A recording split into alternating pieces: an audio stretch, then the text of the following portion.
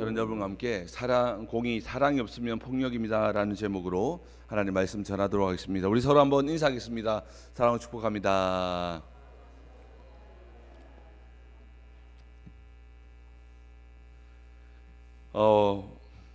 우리가 오늘 본문을 대할 때 본문에 주는 첫 번째 메시지에 집중합니다. 우리가 1만 달란트 빚진 자처럼 도저히 갚을 수 없는 죄를 용서받았으니 우리 또한 남의 죄를 용서하며 살아야 한다라고 하는 주제로 이 말씀을 전합니다. 이렇게 용서받을 수 없는 큰 죄를 탕감받았으니 마땅히 옆에 있는 우리 타인의 작은 허물을 덮어주는 것은 당연하다라고 하면서 이것이 성경이 말하는 용서의 원리라고 이야기합니다. 그렇습니다. 우리가 타인의 작은 재물을 용서해야 할 진짜 이유는 타인이 나한테 어떻게 했다, 잘했다, 못했다 여기에 있는 것이 아니라 바로 그리스도 십자가 안에 있는 내가 어떤 존재였는지를, 그리스도의 십자가 안에서 내가 원래 어떤 존재였는지를 철저히 기억하기 때문이라고 말씀하는 것입니다.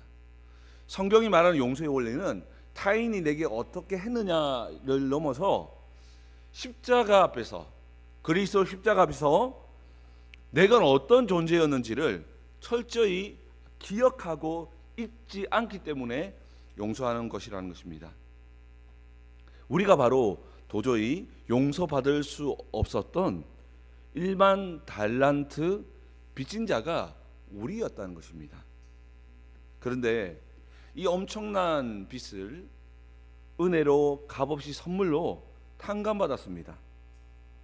그 거대한 십자가, 이 위대한 십자가를 잊지 않고 살아가는 것이 바로 신앙의 핵심이라는 것입니다.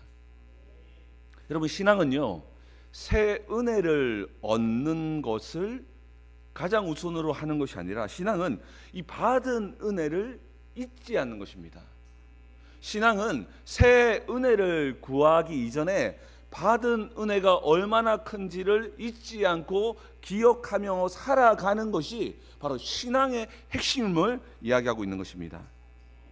이 기억하는 은혜를 통해서 비로소 우리는 용서하는 삶을 살아내는 것입니다.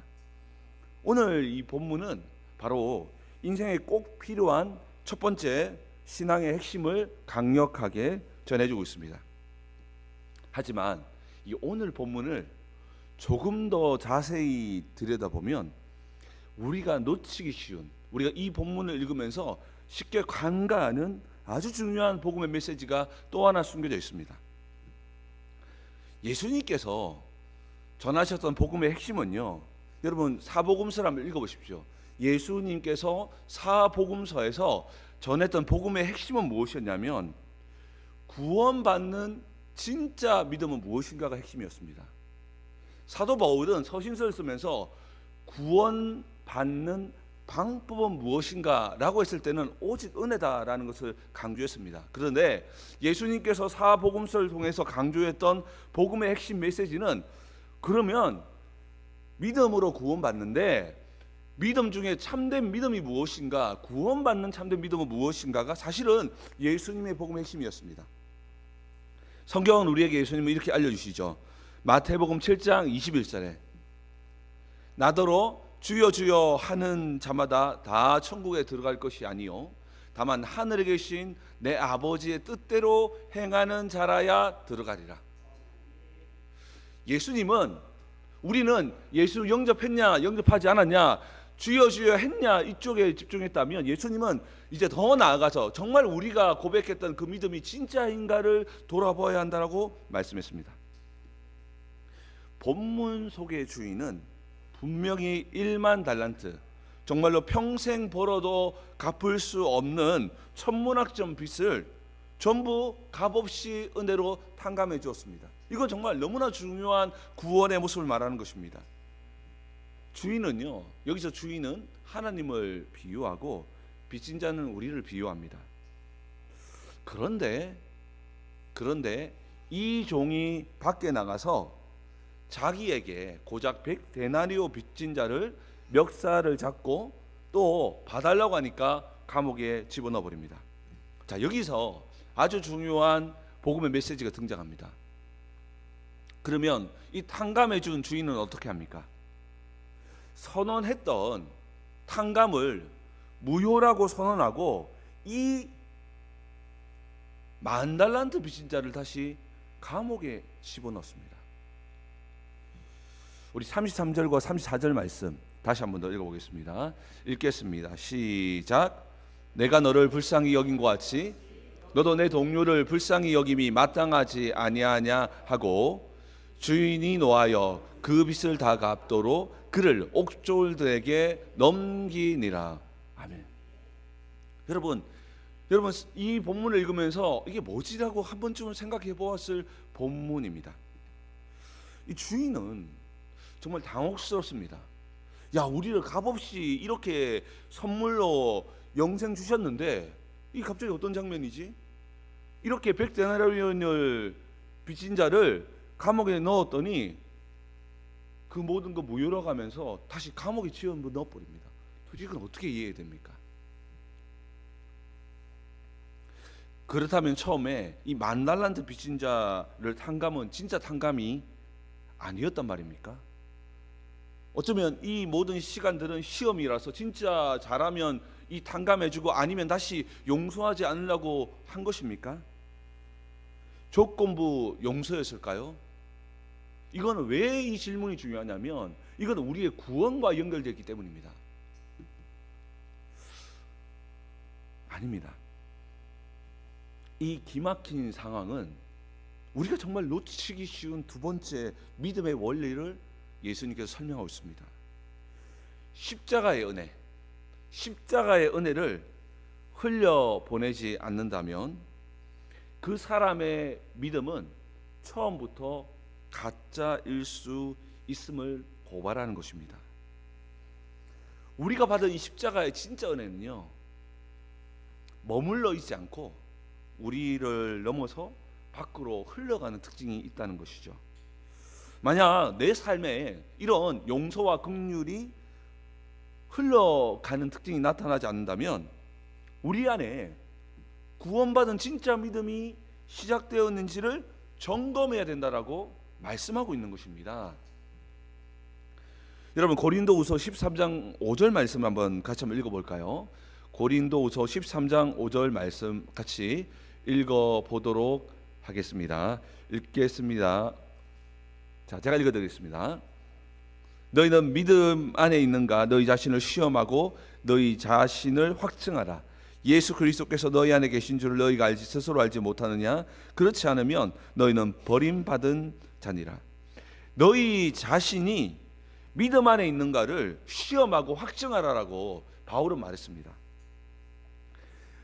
우리의 믿음이 교회당 안에서 교리 공부를 통해서만 확인할 것이 아니라 예수님은 우리의 일상으로 돌아가서 우리 일상 속에서 정말 우리가 진짜 믿고 있는지 참된 믿음이 있는지를 확인해 보라라고 예수님은 끊임없이 말씀하셨습니다. 세상은 내가 받은 만큼 돌려받고 내 권리를 법대로 철저하게 따져 묻는 것이 공의다라고 말합니다.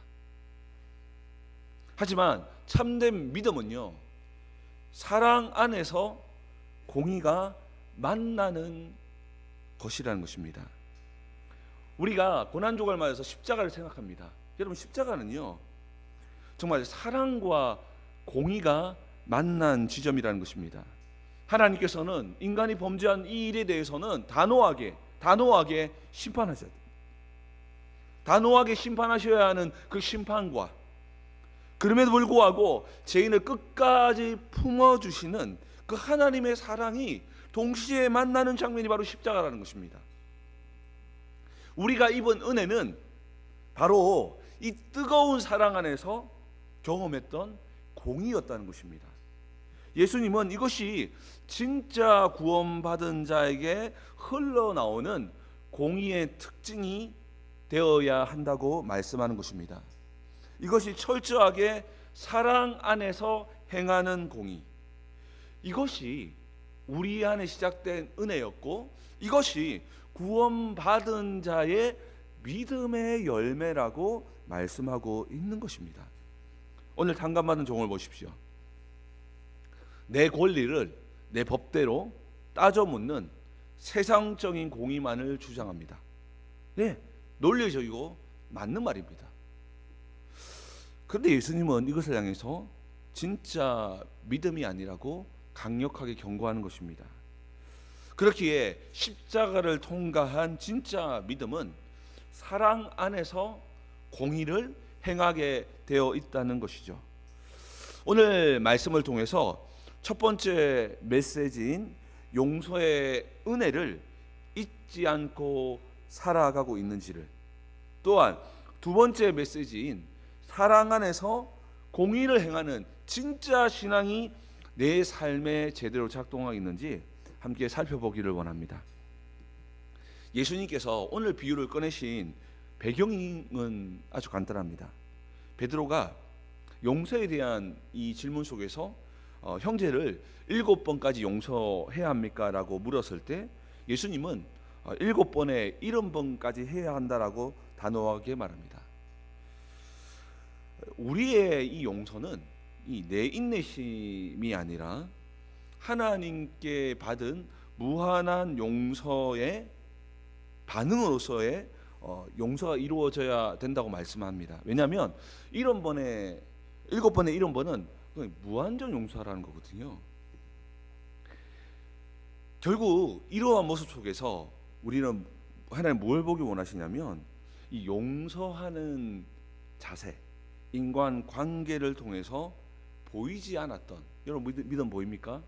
보이지 않았던 우리의 진짜 믿음이 드러난다는 것이죠. 관계 속에서 우리 안에 시작된 믿음을 점검할 것을 오늘 이 본문을 통해서 고발하고 있는 것입니다. 오늘 본문은 우리에게 두 가지 질문을 던지고 있습니다. 첫 번째는 우리는 지금 1만 달란트의 그 은혜를 정말 기억하고 살아가고 있습니까? 오늘 본문의 종이 밖으로 나가자마자 동료의 멱살을 잡은 이유는 무엇입니까? 옥문을 나서는 순간, 내가 용서받았다라고 말하는 순간 자신이 탕감받은 것을 당연한 것으로 여겼기 때문입니다. 내 죄가 얼마나 깊었는지, 그 빚을 갚기 위해서 그 주인은 어떤 대가를 치렀는지를 순간적으로 잊어버린 겁니다. 왜? 나는 이제 탕감받았으니까. 우리의 모습은 어떻습니까? 우리는 십자가 앞에서 죄인입니다라고 고백하지만 예배당을 나서는 순간 우리 또한 곧바로 채권자로 변하지는 않습니까? 부부간의 말실수, 피해를 준 친구, 동료들, 또 교우들 속에서 서운한 행동들, 우리는 이것을 100데나리오짜리 장부에다가 꼼꼼히 기록하고 납니다. 그리고 어느 정도의 그 100데나리온이 차면 멱살을 붙들고 공이라고 말하면서 단호하게 논리적으로 쏘아댈 때가 있습니다.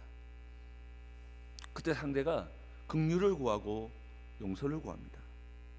그러나 이것이 공이라고 주장하면서 감옥에 넣어버리는 우리의 모습은 있지 않습니까? 하지만 기억하십시오. 용서는 내 인격이 훌륭해서 나오는 것이 아닙니다. 내가 받은 1만 달란트의 탕감이 변함없는 사실을 믿기에, 기억하기에 하는 것입니다. 용서하지 못하고 있다면 문제는 용서를 하지 못하는 게 문제가 아닙니다. 용서는 어쩌면 때에 따라서 할 수도 있고 못할 수도 있는데, 그러나 더 중요한 건 무엇이냐면 용서하지 못하고 있는 모습 속에서 지금 내 영혼은 은혜, 기억 상실증에 걸린 건 아닌지를 돌아보라는 것입니다. 여러분, 용서의 이유는 상대방에 있는 것이 아닙니다. 바로 내 안에 있었다는 것입니다. 내가 그리스도 십자가 안에서 내가 어떤 모습이었는지에 대한 믿음의 반응, 은혜의 기억 속에서 흘러나온다는 것입니다. 여러분 사도 바울의 고백을 들어보십시오. 디모데전서 1장 15절입니다. 우리 같이 한번 읽겠습니다. 시작. 미보다 모든 사람이 받을 만한 이 말이여, 그리스도 예수께서 죄인을 구원하시려고 세상에 임하셨다 하였도다. 죄인 중에 내가 괴수로다. 아멘. 바울은 평생 기억했습니다. 내가 죄인 중에 괴수다. 내가 1만 달란트 빚진 자다. 나는 그 은혜를 기억하고 기억한다. 내 모든 삶과 모든 사역과 모든 걸음들 속에 내가 죄인 중에 괴수였음을, 내가 1만 달란트 빚진 자였음을 나는 잊지 않고 살아간다 라고 고백하는 것입니다.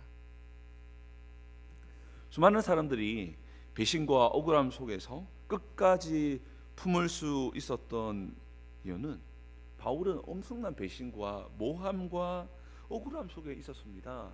그럼에도 그가 용서할 수 있었던 것은 그가 뛰어나서가 아닙니다. 그 이유는 무엇이었습니까? 바로 그 용서의 원인이 상대방이 더 겸손하게 용서를 빌었기 때문이 아니라 바울의 용서의 원인이 어디 있었다고요?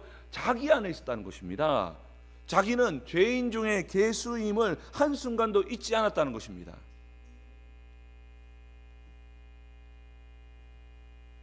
오늘 이 비유는 우리에게 용서했냐 용서하지 않았냐라고 하는 단지 윤리적인 부분들을 이야기하는 것이 아니라 정말 우리 안에 10,000,000달란트 빚진 자였음을 잊지 않고 있는, 우리가 혹시나 은혜 기억 상실증에 혹시 빠져 있지 않는지를 말씀하고 있다는 것입니다. 우리 또한 에베소서 4장 32절 말씀을 우리 같이 한번 읽겠습니다. 같이 읽겠습니다. 시작. 서로 용서하기를 하나님이 그리스도 안에서 너희를 용서하신 것 같이. 여러분, 이 용서의 원리는 상대방에 있는 게 아니에요. 어디 있다고요? 내 안에. 하나님이 그리스도 안에서 너희를 어떻게 용서했는지를 기억하고 그 기억 속에서 나 같은 사람도 용서받았는데 그래 라고 하면서 보여지는 것이 바로 용서라는 것입니다. 오늘 이 말씀은 단지 용서하지 않았으니까 잘못됐어라고 말하는 게 아니에요. 정말 우리가 어떤 모습으로 서 있는지를 보라고 말씀하는 것입니다. 성경은 내 감정이나 인격의 힘으로 용서라고 하지 않았습니다. 기준은 단 하나, 하나님이 그리스도 안에서 너희를 용서한 것 같이 내 가슴 속에 새겨진 1만 달란트의 탕감 증서를 꺼내 봄으로써 세상이 다르게 보이고 사람이 다르게 보이는 삶을 살 것을 말씀하고 있습니다. 오늘 고난주간 첫날입니다. 오늘 아침에 우리 마음속에 숨겨두었던 100데나리오 청구서들을 십자가 앞에 꺼내서 모두 찢어버리시기를 바랍니다. 십자가의 은혜를 철저히 기억할 때 용서가 시작되는데, 그 용서의 시작점은 타인의 모습에서 시작되는 것이 아니라 바로 내 안에서 시작될 때 진정한 자유가 나와 타인으로부터 시작될 줄 믿습니다. 이 새벽에 이 은혜를 기억하는 삶을 회복하기를 주의 이름으로 축복합니다. 두 번째로 우리가 기억해야 하는 것은 사랑 안에서 공의를 행하는 진짜 신앙이 우리 안에서 작동하고 있는가에 대한 질문을 던져야 됩니다. 본문의 이 종은 당당했습니다. 100데나리온 이 빚진 자에게 당당했습니다. 왜냐하면 법대로 한 것이기 때문입니다. 빚진 자를 감옥에 가두는 것은 당시 로마법으로 정당한 공의였습니다.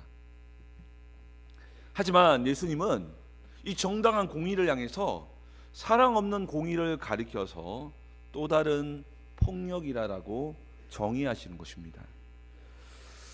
사랑하는 성도 여러분, 십자가는 어떤 것입니까?